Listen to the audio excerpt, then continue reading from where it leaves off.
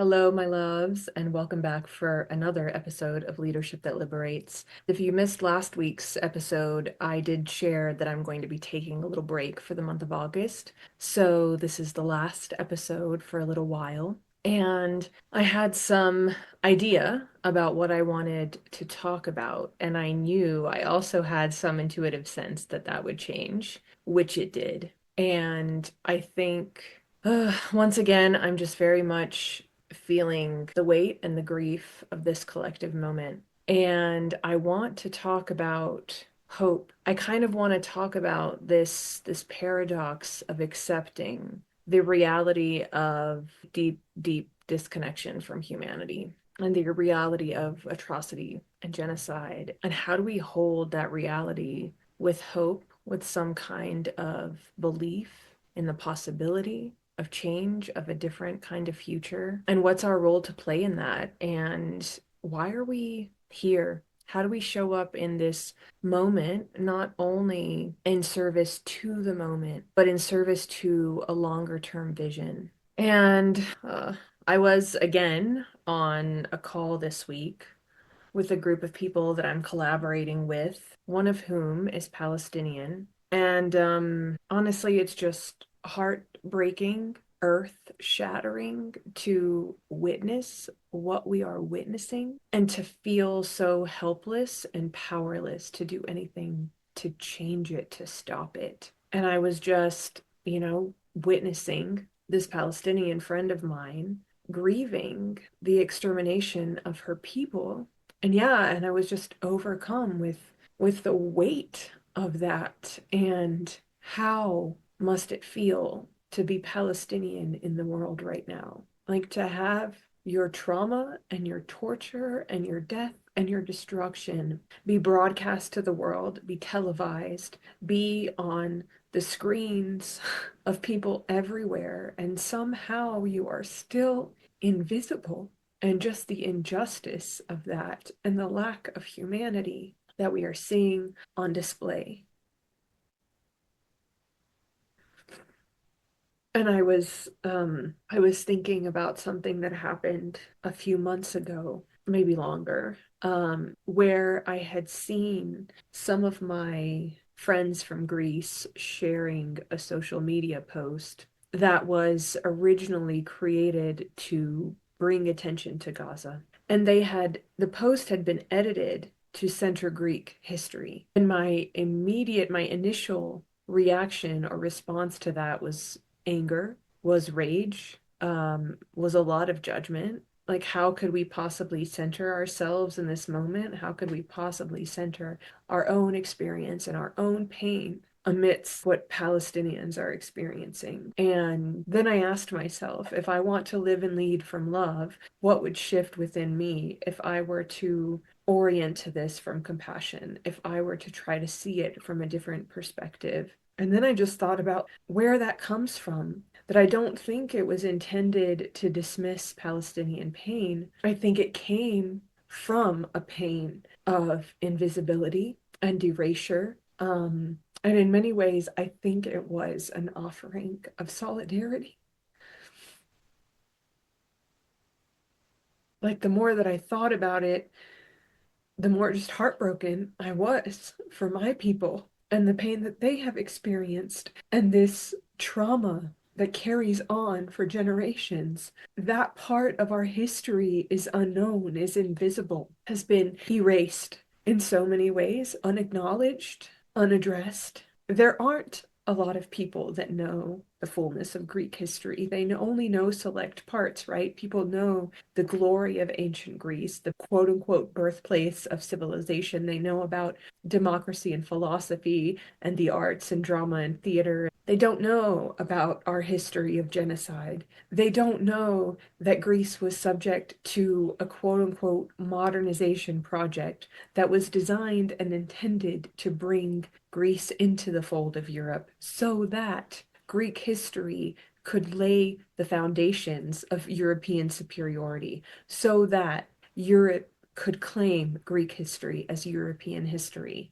And so pieces of our experience were cherry picked to fit into this colonial narrative, this agenda, while the reality of being under Ottoman occupation for 400 years and experiencing a genocide, which my maternal and paternal great grandparents fled. That is trauma that lives in our blood and in our bones and in every cell of our bodies, in our beings, just as it does for the Jewish people who were exterminated in the Holocaust, just as it does for the Palestinians who have endured decades of apartheid and occupation, and just as it will for generations of Palestinians to come. And it's like this, just this pain of like, what the fuck do we do? What can we do? Because what's happening now is not just about this moment. It is shaping our collective reality for decades and centuries and generations to come. And I just have been thinking so much about the way that trauma lives in the body, but not only that, the way in which it is inherited from generations prior. And there's so many people who talk all the time about, like, oh, everyone's traumatized now, and we're kind of like we're weaponizing this narrative of trauma and we're over exaggerating the trauma that people have experienced. But it's like those people obviously don't know how epigenetics work and that people can absorb trauma from the generations before them. It can live in the cells of their body. We absorb trauma in utero. We are not just exposed to trauma once we are born. We are exposed to it long before that. We exist in the belly of our grandmothers because our mother's eggs are already formed when our mother is in our grandmother's womb. We are absorbing the trauma of generations before us.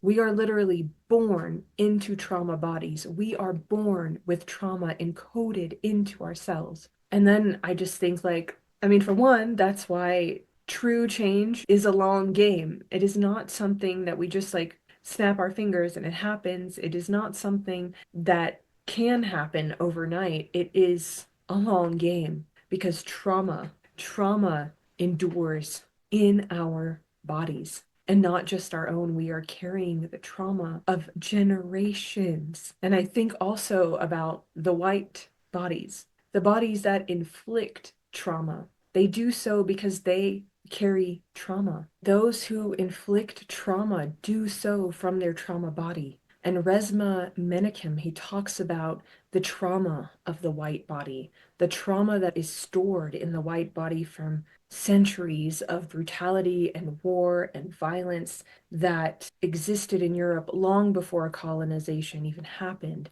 The disconnection of the white body from ancestry, from native indigeneity, from the practices that connected us to earth and to each other, the ways in which the white body has internalized trauma and then participates and benefits from oppressive systems, from the racialization of the body and making certain bodies more important or more superior to other bodies, and the ways in which even that is a trauma response and that is a perpetuation of trauma that carries on to those who are then traumatized. And I've talked about this before, but it's the same way in which we can now see that so many Jewish people around the world, but particularly in Israel, are in support of the genocide of Palestinians because that comes from their trauma body. And it's almost like, how can the distortion of pain play out in this way? It is almost impossible to wrap the mind around how people who have experienced that degree of trauma could then inflict it on someone else. But that's exactly what colonialism was all about. It was the infliction of trauma from a trauma body. And so we are all disconnected from our bodies, our hearts, our souls, our humanity. This disconnection has been internalized through oppressive systems. And because of the disconnection, because of the pain that we do not know how to reconcile, how to confront, how to be with, how to look at, we are then creating more of it, more and more and more of it. It can be so hard to witness the reality of this moment and not feel helpless and not feel hopeless and not ask ourselves, how can this possibly end, if we know that even if it does end, it continues on because people have been so traumatized that they carry that in their bodies and it will be passed on to their children and their children's children. How do we hold on to hope? And I think the irony is that the people, truly the people who have experienced the most oppression, the most suffering, they are somehow the most hopeful of all people. I have a friend who works in the largest peace building organization in the world. And I think it was in early February, around the time that there were a lot of cuts to the funding for organizations like USAID and USIP. And a lot of people were losing their jobs. And this friend of mine was facilitating a workshop with people who had recently lost their jobs because of these funding cuts and with youth who had experienced displacement, war, violence. They were refugees. And he said, how humbling it was to see these kids telling these people who just lost their jobs, like these kids expressed more hope for the future, who were more grounded in possibility than these people who had just lost their jobs, who for them their world was ending. And these kids are like, no, we've literally experienced the ending of worlds. And still we have hope. We believe in the possibility of something more beautiful and something better. I think so much about the fortitude of people who have really experienced the worst conditions, the worst of humanity, and they can still find hope. They can still live with joy. And I almost feel like it's because they have no other choice. Like, what other choice is there? If you don't choose to see the hope in the world, it's impossible to remain hopeful because there is so much that would convince you that it is hopeless. There is so much that contributes to this feeling of helplessness and hopelessness. And so hope is actually an active choice. And when you are like in the depths of despair and hell, if you have any chance of surviving, what choice do you have but to choose hope? And I think a lot about Viktor Frankl. So he wrote this book, Man's Search for Meaning, and he was a survivor of Auschwitz. And he talked about how the people who survived, who didn't die from starvation and from hopelessness, were the people who chose in some way to make meaning out of their experience. And those who could not hold on were those who surrendered to hopelessness. And Frankl talks about how the meaning of life is to create meaning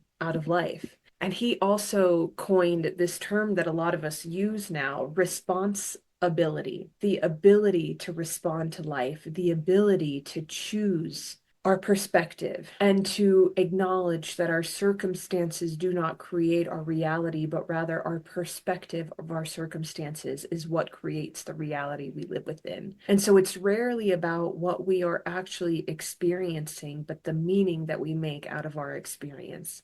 And that our ability to choose our perspective is our power. And it's like, fuck, if people who are enduring this level of inhumanity, of death, of destruction, of loss, of starvation, if they can somehow still choose humanity, then like, how can the rest of us not? And of course, it's true. I think, especially in this moment, we're just like reaching a point of like, is this the point of no return? And a lot of people have just like accepted that maybe it is, including my friend from Palestine. She said, I've accepted that maybe they will all die, that maybe this is just the way it will be. But even still, it's like to see the way that people care for each other, that even if some part of them is hopeless, they do not surrender to the hopelessness. They continue to lean into connection, into community. And my friend said, the world doesn't deserve Palestine. And I think a lot about how Angela Davis said that Palestine is a litmus test for the rest of the world. It's like a litmus test for where we are. And the liberation of Palestine shows us the truth of where we are. And I think in so many ways, Palestine has exposed the truth of the systems we live within and the lack of humanity that they're built upon and that they perpetuate. And it has been in so many ways an invitation to awaken to this reality and a challenge to us to choose who we will be and how we will show up.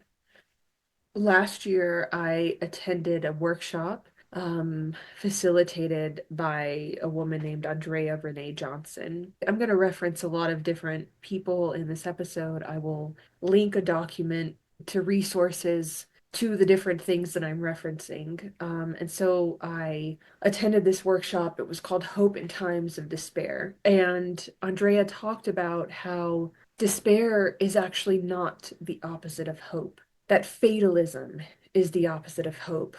But despair dances with desire because despair is an indication that we desire something different. That underneath despair is our anger, is our pain, our sadness, our grief, and that our ability to feel these things is an affirmation of life and love and meaning. I think it shows us that we're still human to have our hearts break in the face of injustice and inhumanity. And um, a friend of mine, Melissa, who is a somatic experiencing practitioner, she has been talking a lot about the ways in which whiteness lives in our bodies and shows up in our nervous system. And she's been talking about the ways in which nervous system regulation does not mean that we stay calm. I'm going to read a little clip of something that she shared recently on her Instagram. A regulated nervous system can fight, flee, fawn, freeze, or rest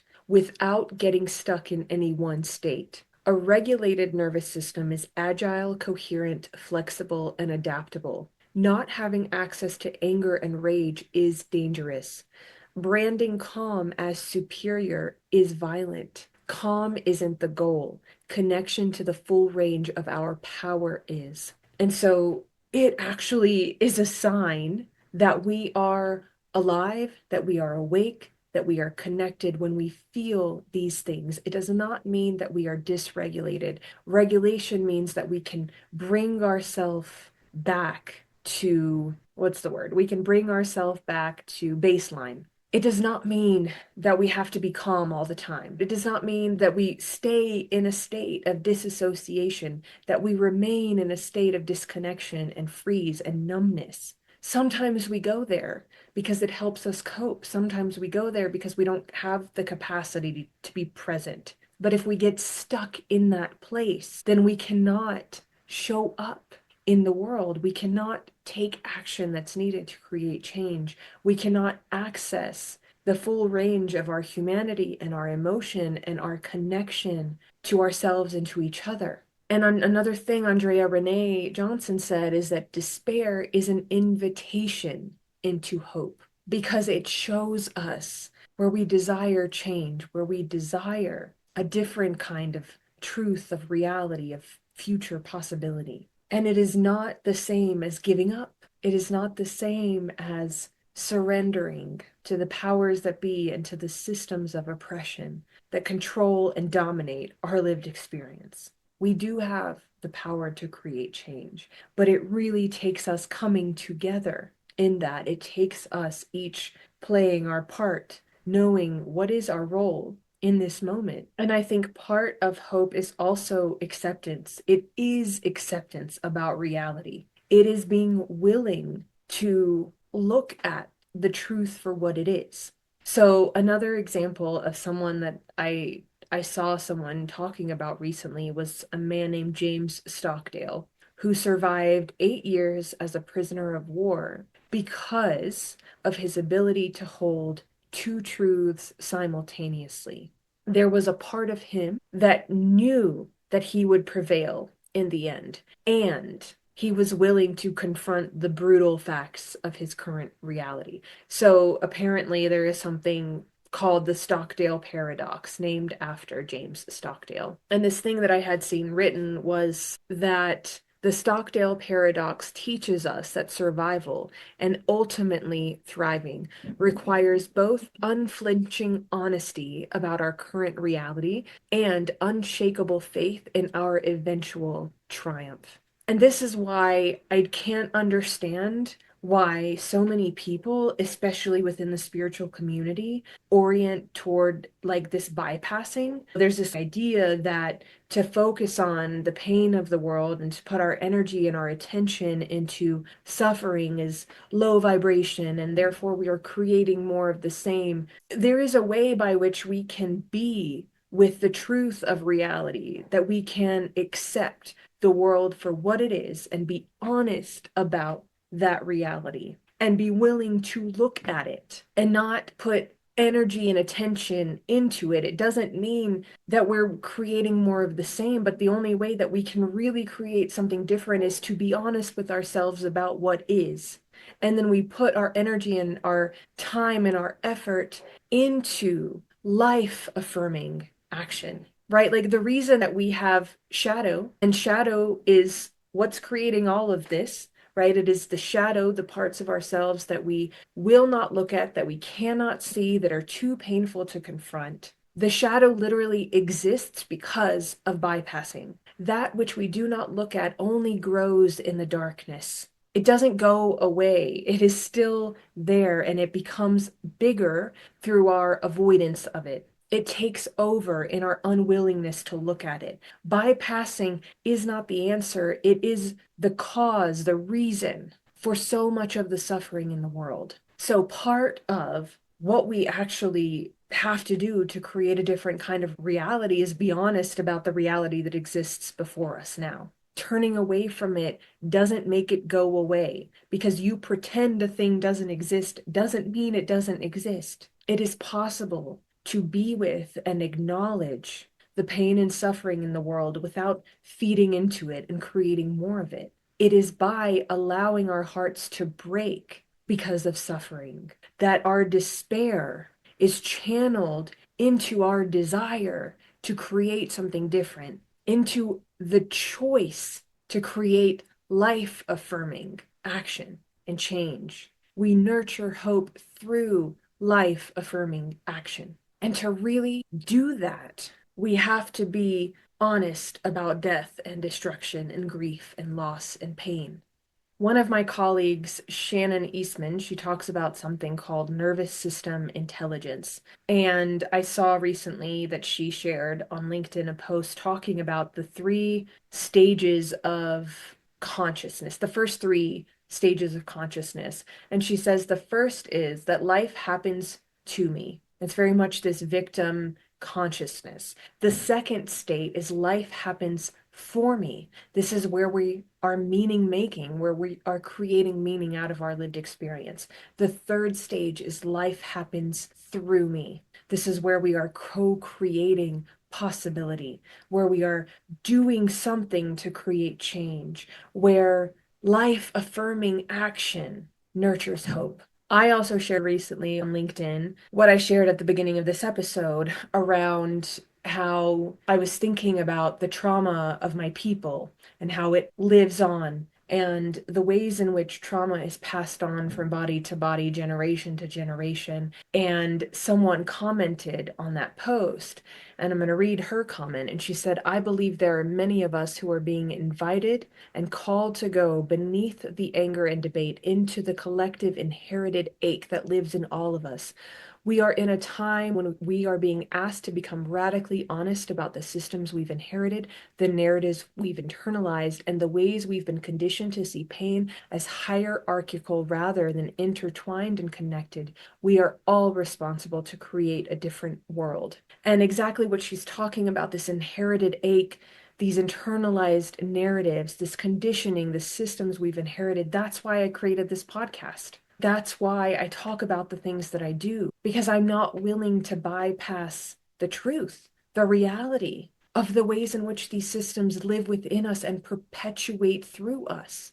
And this is part of my role. This is part of the piece of the puzzle that I fill. It is to talk about these things. So we all have a role to play, and every role is critical to the collective. and to a collective web of change and future making. Every thread of the web is necessary. And some of us are here to guide others through the darkness. That's what I think I'm doing. Some of us are here to amplify the light. Some of us are here to post on social media to raise awareness. Some of us are here to break cycles. Some of us are here to donate money to mutual aid. Some of us are here to amplify hope and possibility, to talk about what is good. And some of us are here to be honest about what is not. And all of these pieces and parts, they play together to create a full picture of possibility, of change, of making some kind of a difference. And some of us are doing multiple things. Some of us are doing different little pieces and parts, but none of us can do all of it. None of us can show up to everything for every cause in every single way, but we have to play some kind of part, some kind of role. And I was just reminded, literally, as I was saying that, about something that I had seen Gabor Mate say recently. Let me find it. So he was quoting someone named Hillel, and he said, "The task is not yours to finish, but neither can you not take part in it." And again, it's like for me, I feel like part of the way that I can remain committed and devoted to creating some kind of change in the world, the type of change that I can create, is because I have accepted that I may never see the fruits of that change in my lifetime. The task is not mine to finish. The task is not yours to finish, but neither can we not take part in it. We have to do something. We still have a role to play. And I was thinking about sharing some of the things that I have been doing to somehow contribute to some kind of change, to support and stand in solidarity with Gaza. And I'll be honest that there is a part of me that feels very cringe, like that feels very uncomfortable saying this is what I'm doing, because I have become very private around those kinds of things. And it's because I spent so much of my life performing goodness. And I spent so much of my life doing things, yes, from my heart, but also in part for validation, also in part for praise, also in part to be seen, to be admired, for people to think I'm so amazing. And when I started doing shadow work around those parts of myself, I became very private, very hidden with the things that I do, the quote unquote good deeds. I don't really like to talk about them. I don't share them. There's a lot of a lot of the ways in which I used to talk about the good things I would do was very ego driven. And there's still a part of me that I think doesn't now talk about it also because of ego. But it's been a very private part of my life. And it's interesting the ways in which that connects to social media and the reasons why I will not and do not at this point in my life share things on social media anymore around causes I care about, around things that are ripping me apart inside. There are a lot of ways in which I see, at least have seen in my own life, how that has contributed, how my social media presence in the past has contributed to division. And I've been thinking about this recently, how I have a lot of people in my circle, their circles are very much like them. They have online communities that are very aligned with their ways of thinking, that are aligned with their values. So it's like when they share things, most of the people in their online space already think the things that they do. They already agree with their points of view and their perspective. And like that's never been the case for me. I'm connected to a lot of people with drastically different worldviews, perspective, values. And I mean, I even had my Instagram account was deleted in 2020 because I was being reported for violating community guidelines because I was talking about racial injustice. And I receive like death threats from the podcast. Literally, people who find me on YouTube are sending me death threats. I've talked before about where I'm from, where I grew up. People think very differently than me. And in many ways, there's been a shift. I don't feel like it was like this when I was in university in my early 20s, but there has been very much a shift in the ways in which people engage with social media. And I found for me that my social media in my community, in my circles, was contributing to division and polarization, that I don't think it was conducive to connection. And that's why I don't show up in the same ways on social media anymore. And it's something I've really interrogated for myself a lot because there are parts of that that are rooted in fear and in hiding. But there's a lot more to it than that. And so, that is not a way in which I show up. I do not amplify things on social media, but there are things that I do on my own behind the scenes. I'm just going to share with you some of the things that I've done. One is that I write letters to my or emails, I guess, to my representatives, which the automated responses from representatives in South Carolina are so disheartening. The narrative that is presented is so distorted. But it is one thing that I do is I send emails to my representatives. I do not make phone calls. I know that a lot of people make phone calls. I don't do that. But there is an app that you can use if that is something that you want to do. It's called 5 Calls, Contact Your Congress. So I know a lot of people who use this app to contact their representatives. Again, I choose to do it in the written form. Of course, I know a lot of people who do both. The other thing is that I donate to mutual aid funds specifically, because again, having studied international development and humanitarian aid, I know that a lot of the larger organizations and networks, the donations that we make to them, oftentimes big chunks of those donations go to cover overhead costs and pay staff. And so I don't find that to be the most effective means of donating and offering financial support to causes. So I have donated to mutual aid funds. Last year, I was donating 5% of the money that I was earning, specifically to Gaza Mutual Aid Support. Wait, no, that's not the exact name. Where are my screenshots? Oh, I added them as links here. Oh, it is that. Yes, to the Gaza Mutual Aid Support Network. Again, I'm going to include links to all of these things. About almost a year ago, that organization shared an update that they were having a really hard time actually distributing the funds to people on the ground because of various reasons. And then it was like they weren't very active. And then the core page that I was using to even go to reach the place where you can donate, like that disappeared. So I don't know about that one. There's another one that is called Gaza Mutual Aid Solidarity. And so that is another mutual aid option. I am not this year donating 5% of my income anymore because my own financial situation is just like I literally can't do that. It's not feasible for me, but I do make small donations here and there because what is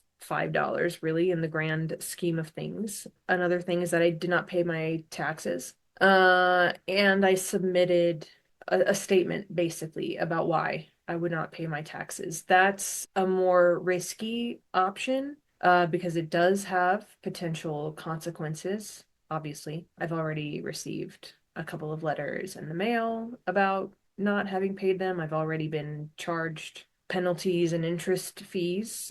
But I also think that it's like the amount that I would pay in taxes is so small relatively that I don't think it's like worth it for them to really chase me down and like really do something about it. But yeah, so that's a more risky choice. One thing that I do is I reach out to Palestinians. I ask people, "How are you doing? How is your heart?" And that's really just for people to feel seen, for people who I imagine feel very invisible to feel like they are seen and that they are cared for and that they are supported. So I reach out to people that I know, but also people that I don't really know, people that I'm connected to on LinkedIn, but that I know are Palestinian.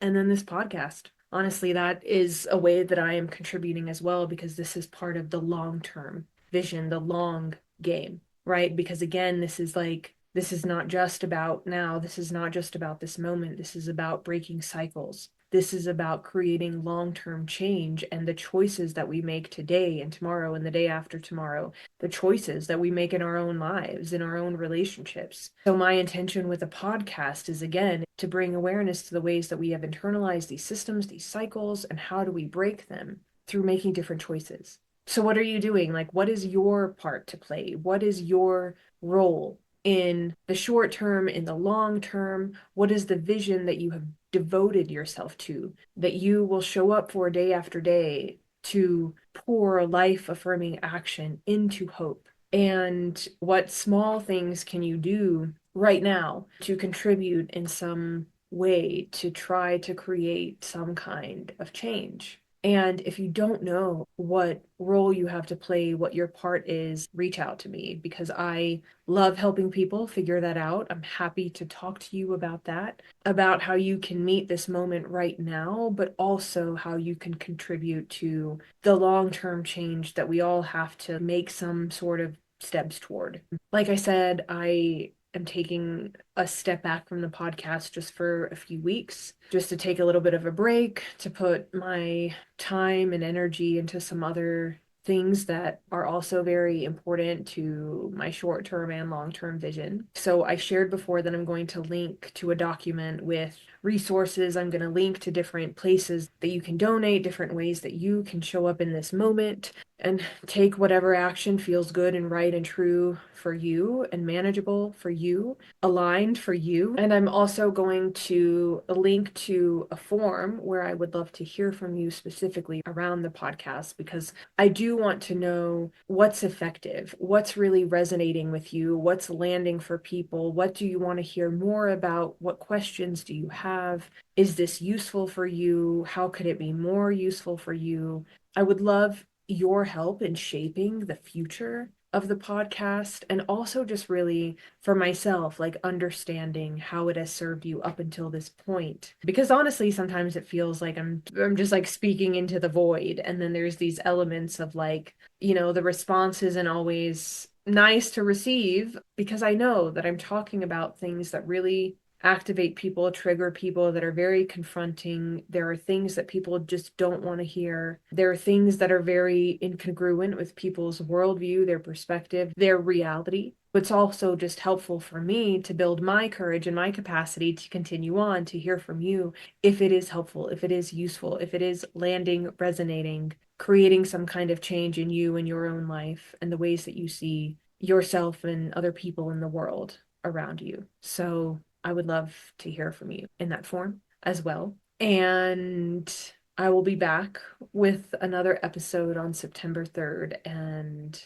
I look forward to reconnecting with you then, but I'd also love to hear from you between now and then. I would also really appreciate hearing from you on the forum. If you want to reach out about what is your role to play in the short and the long term, I would love to support you with that as well. And I'll see you back here in a few weeks.